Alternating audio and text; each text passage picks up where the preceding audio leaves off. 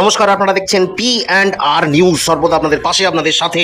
সারা দেশ জুড়ে লোকসভা ভোট চলছে এবং এই ভোটকে সামনে রেখে রানাঘাটের বিজেতা প্রার্থী জগন্নাথ সরকারের হয়ে প্রচারে নামলেন পবন ঠাকুর এবং রাজ্যের যোগী কঙ্কন গুড়ি।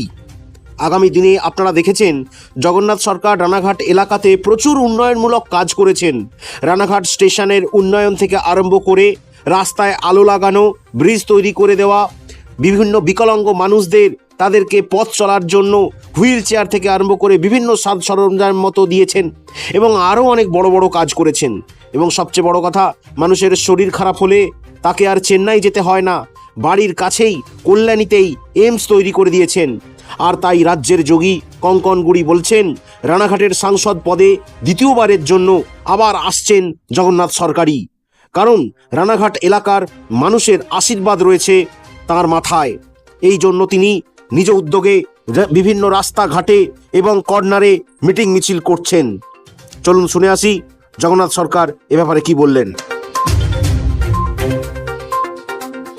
ভোট প্রচারে তপশিলি সম্প্রদায়ের মানুষের সাথে পায়ে পা মেলালেন, কি বলবেন?